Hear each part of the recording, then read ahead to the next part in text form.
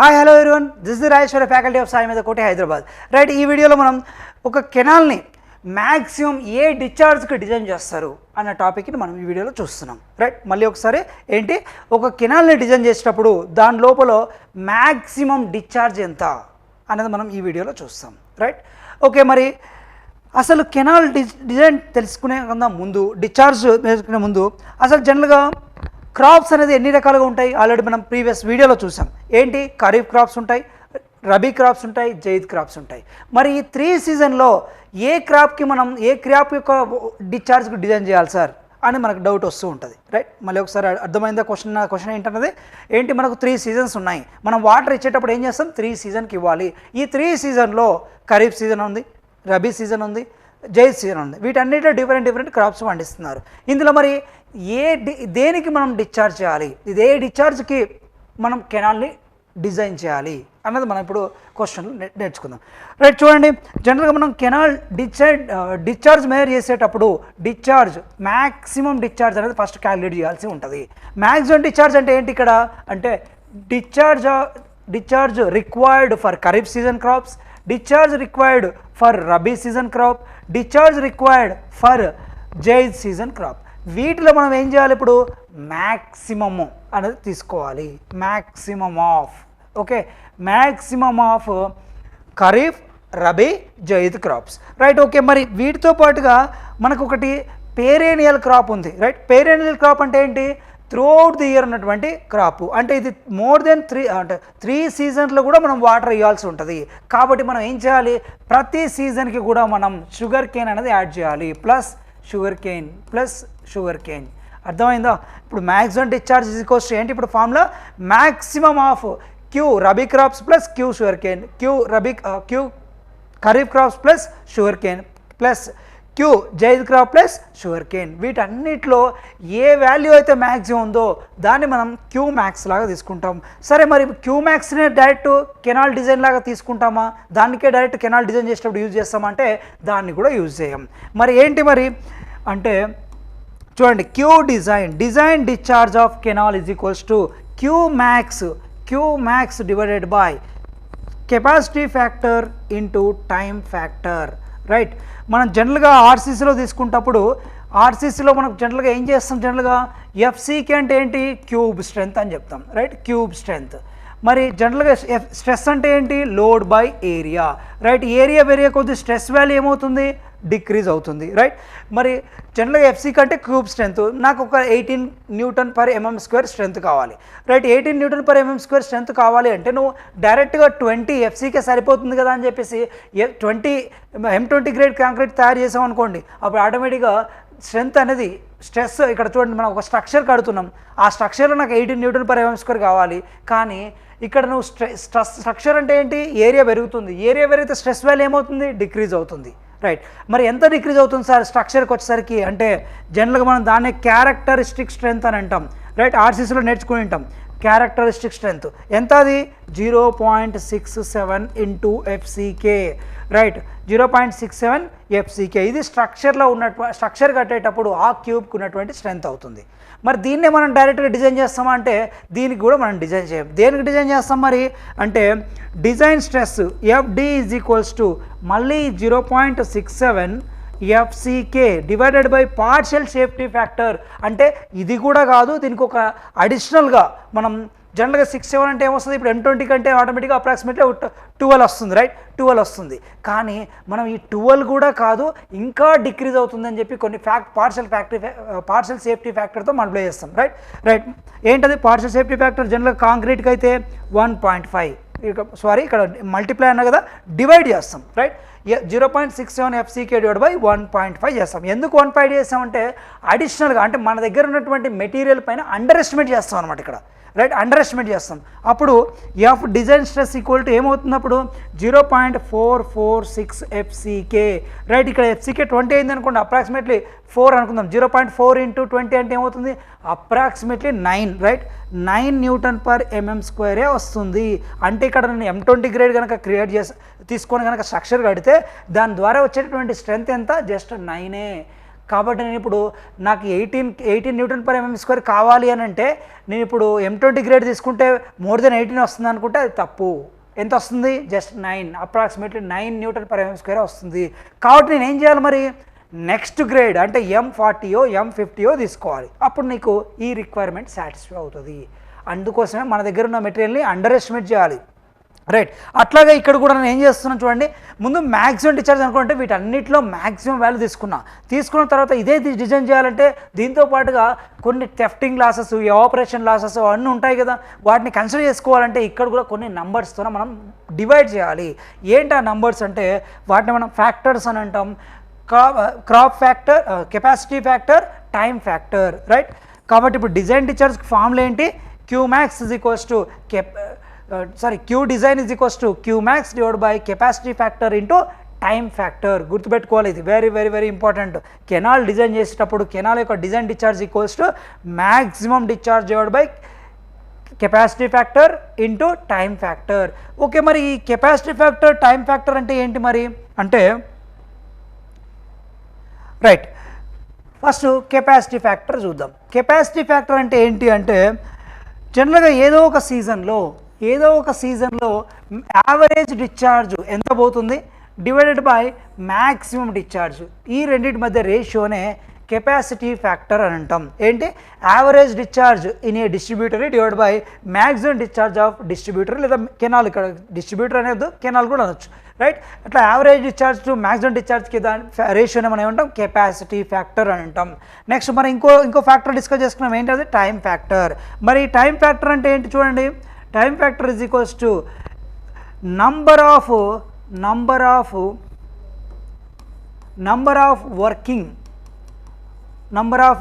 Working days of A canal in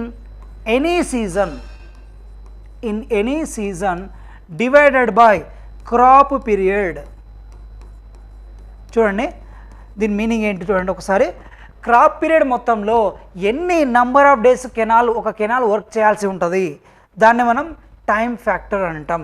crop period మొత్తంలో ఎన్ని రోజులు ఒక డిస్ట్రిబ్యూటరీ లేదా ఒక కెనాల్ అనేది రన్ అవ్వాల్సి ఉంటుంది, దాన్ని మనం టైం ఫ్యాక్టర్ అంటాం. ఈ రెండు ఫ్యాక్టర్స్ని మనం Qmax కింద డివైడ్ చేసామనుకోండి, అప్పుడు మనకు డిజైన్ డిశ్చార్జ్ అనేది వస్తుంది, రైట్. అర్థమైంది కదా ఒక కెనాల్ డిజైన్ డిశ్చార్జ్ అనేది ఎలా క్యాలిక్యులేట్ చేస్తారన్నది, రైట్. దీనిపైన కొన్ని క్వశ్చన్స్ అడిగాడు మన కాంపిటేటివ్ ఎగ్జామ్స్లో, అవి ఏంటి అనేది ఒకసారి చూద్దాం, right. First, for A crop season of 200 days with time factor 0.6, right. ఇక్కడ ఏమి ఇచ్చాడు చూడండి, టైం ఫ్యాక్టర్ ఇచ్చాడు, right. Each distributory supply for a period would receive its full discharge is called అంటున్నాడు. చూడండి జనరల్గా ఒక క్రాప్ సీజన్ మొత్తంలో ఎంత అంటే క్రాప్ సీజన్ 200 days అంట. ఈ 200 daysలో క్రాప్ ఫ్యాక్టర్ టైం ఫ్యాక్టర్ వచ్చేసి 0.6 అంట. అయితే ఎన్ని రోజులు ఆ కెనాల్ వర్క్ చేయాల్సి ఉంటుంది అని అంటున్నాడు, రైట్. మనకి ఇందాకనే చూసాం కదా, time factor is equals to ఏంటి ఇక్కడ? Number of working days, right. Number of working days అంటే కెనాల్లో ఎన్ని రోజులు వాటర్ రావాలి divided by crop period, right. Number of days అనేది ఇప్పుడు మనకు కావాల్సి ఉంది, right. Number of days canal has to work, right. Equals ఏమవుతుంది? Time factor into capacity factor multiply చేస్తే అయిపోతుంది కదా, రైట్. టైం ఫ్యాక్టర్ ఎంత? 0.6 ఇంటూ క్రాప్ పీరియడ్ ఎంత? 200 days, రైట్. 200 అంటే 0 క్యాన్సల్, 6 2 జా, రైట్. 6 2 జా 12 అంటే 120, రైట్. 6 2 జా, రైట్. 620 120 days అంటే టోటల్ 200 daysలో జస్ట్ 120 days మాత్రమే దాని లోపల వాటర్ అనేది మూవ్ అవ్వాల్సి ఉంటుంది, రైట్. కాబట్టి ఇక్కడ చూడండి 120 అంటే రైట్ ఫస్ట్ ఆప్షన్ ఉంది కదా, 120 days, right. Okay, next question. If the discharge required for different crops, okay, if the discharge required for different crops is 0.4 Qmax in the field and the capacity factor and time factor is 0.82 and 0.5 respectively, then what is the design discharge of the distributary at its head అంటున్నాడు. చూడండి design discharge కనుక్కోమన్నాడు, capacity factor, time factor ఇచ్చాడు, right. మరి ఇలా ఇచ్చినప్పుడు design discharge formula ఏంటండి? QD is equals to maximum discharge divided by time capacity factor into time factor, right. ఇక్కడ design discharge ఎంత ఇచ్చాడు? 0.4, మ్యాక్సిమం డిశ్చార్జ్ వచ్చేసి 4 క్యూమెక్ అన్నాడు, right. 0.4 cumec divided by 0.8 into 0.5, right. 0.1 జా 0.2 జా క్యాన్సిల్ అవుతుంది, 1/2 అంటే 0.5 అవుతుంది, 0.5 0.5 అంటే 1 క్యూమెక్ అవుతుంది, రైట్. మరి ఇప్పుడు మ్యాక్సిమం డిజైన్ డిశ్చార్జ్ ఎంత ఇక్కడ 1 క్యూమెక్, రైట్. ఆప్షన్స్ చూద్దాం ఇక్కడ, రైట్. థర్డ్ ఆప్షన్ ఉంది కదా, right. 1 cumec is the correct answer, right.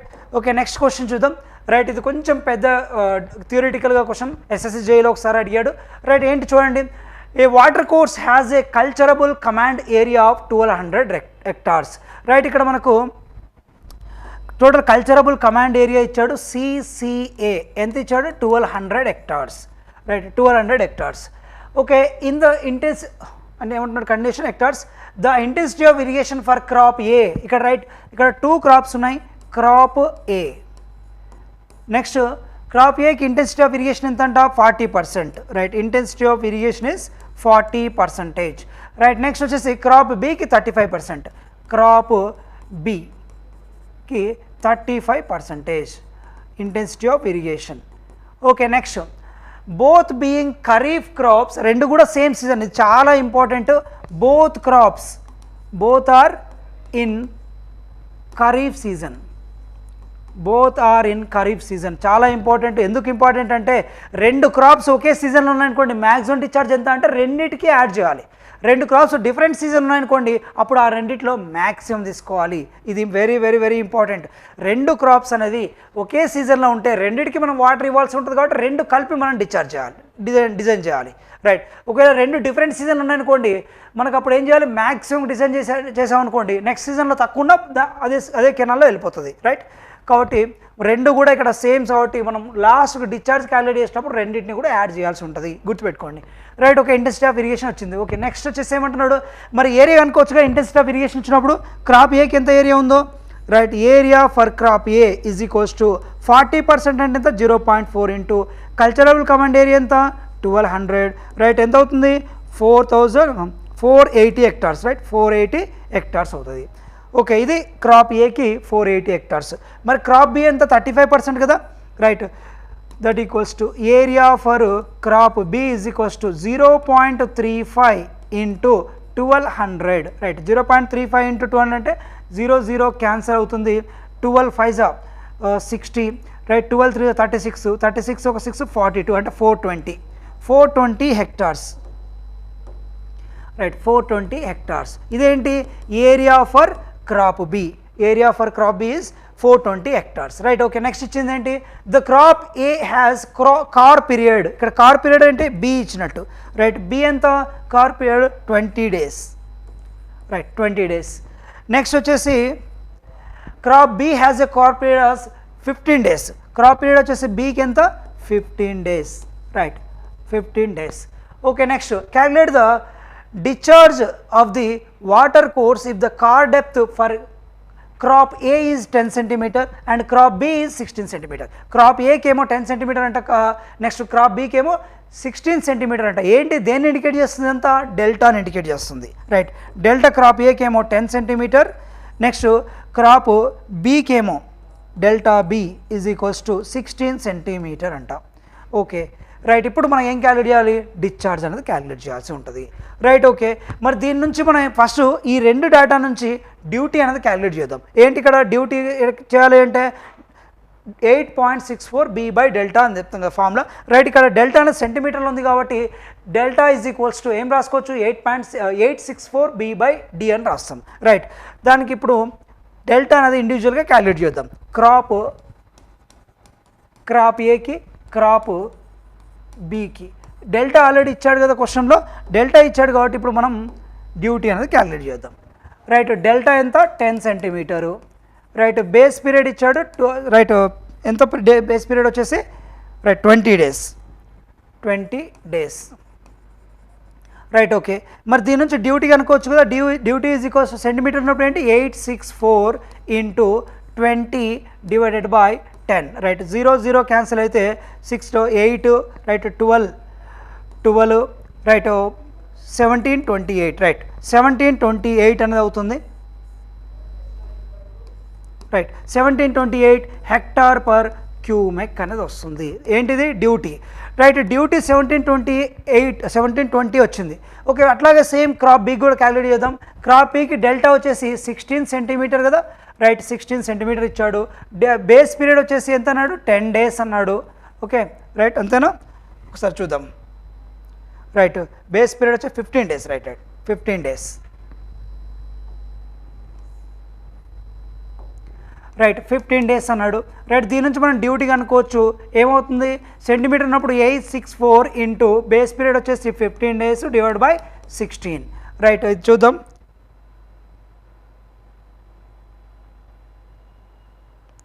Right, 864 into 15 divided by 16, right. ఇది వచ్చేసి డ్యూటీ వచ్చేసి 810 అవుతుంది.